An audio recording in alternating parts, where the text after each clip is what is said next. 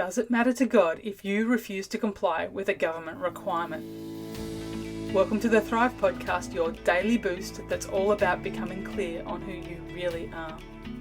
Every day for pretty much the last year, my husband Brad and I have been going for a walk along the bay foreshore near where we live at lunchtime. It's been great to get out of the house, to breathe some fresh air and get some exercise. Yesterday, while we were out walking, we were stopped by an older woman wearing a face mask who commented on the fact that we were both also wearing face masks and asked us why we were choosing to wear them. Now, as I just said, Brad and I have been out walking pretty much every day for the last 12 months. Most of that time while wearing masks when we were required to, and this was literally the first time we've been stopped and asked this question. As it turns out, this lady had been stopping just about everyone she walked past because, as someone who thought that everyone should be following the rules set by the government, and at the moment it is mandatory to wear masks everywhere except in your own home, she was totally perplexed by how many people weren't following the government's rules. We actually stopped and chatted to her for quite a while, and she was telling us about the various responses she had received from all of the people she had spoken to, most of them who had not been wearing masks. In a lot of ways, she was being very courageous, approaching groups of strangers of various sizes to challenge them on why they weren't following the rules. Brad and I, of course, took the opportunity to explain our belief that all authorities, including the state government, are put in place by God, and that by honouring those authorities, we are, in effect, honouring God.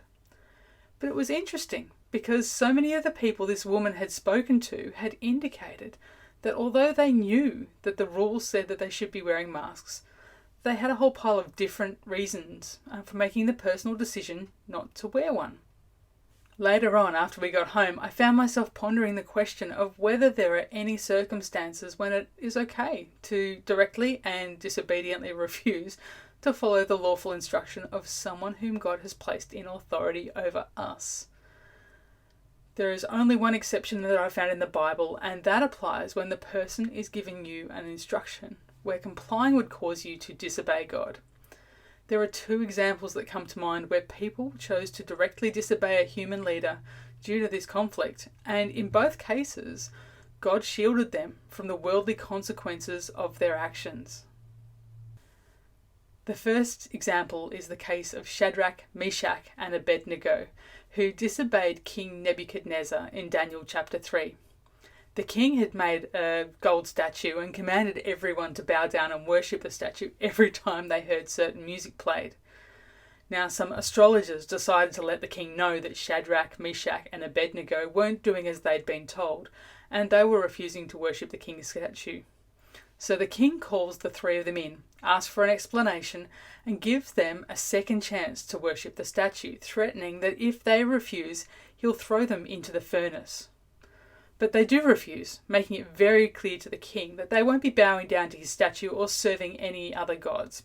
So the king gets pretty angry. The Bible said he is furious, and he orders the furnace to be heated 7 times hotter than usual, before he selects his strongest soldiers to throw the 3 men who'd also been tied up into the furnace. The furnace is so hot that it kills all the soldiers, causing Shadrach, Meshach and Abednego to fall into the furnace. Miraculously, God intervenes and the king sees 4 people walking around unharmed in the fire. He calls for them to come out, and Shadrach, Meshach and Abednego end up with a promotion each. And here's another story. It's the example of Daniel in the den of lions from Daniel chapter 6. In this story, we've got a genuine case of tall poppy syndrome. Daniel's peers were trying to get rid of him because his exceptional qualities and talents and ability to get his job done were making them look bad, and they knew the only way to bring him down was by changing the law to make prayer illegal. We're told that Daniel learns that the decree banning prayer has been published, but he continues to pray and give thanks to God 3 times a day, just as he had done before the new law had been passed. So these men go as a group, they find Daniel praying, and go to the king to dob him in. We're told the king was greatly distressed and tried to find a way to save Daniel, but the decrees made by the king simply can't be changed. So Daniel is thrown into the den with the lions, and the king has an uncomfortable, sleepless night. Again, God miraculously intervenes to protect his person. An angel shuts the mouths of the lions, and notice Daniel's answer. This is in Daniel chapter 6, verses 21 and 22. May the king live forever. My God sent his angels, and he shut the mouths of the lions. They have not hurt me, because I was found innocent in his sight. Nor have I ever done any wrong before you, your majesty. So we've got two stories of what can happen when we choose to disobey earthly leaders for the sake of obedience to God. Daniel has just been effectively sentenced to death by this king, and yet he's still expressing honour towards him. I want you to notice something really important from both of these examples.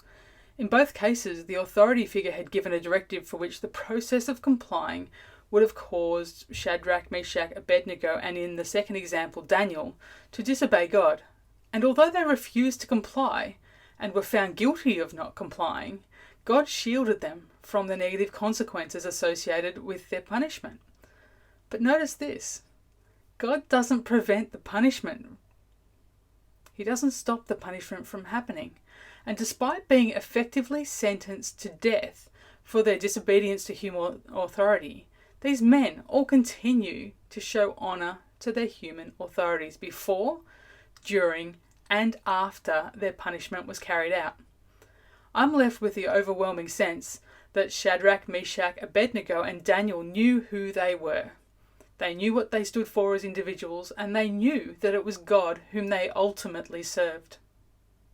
Today, regardless of the situation that you find yourself in and whether or not you personally agree with the actions and requirements of those who are in authority over you, let's make a conscious decision to honour those leaders. And if you'd like to learn more about becoming who you really are, the person who God intended you to be, then make sure you subscribe and get notifications for when new Thrive episodes are released. Also, if you have a friend who might benefit from this message, make sure you share this with them. And if you're here watching because one of your friends shared this message with you, then make sure you send them a quick message to say thanks before you move on to the next message. Until next time, blue skies.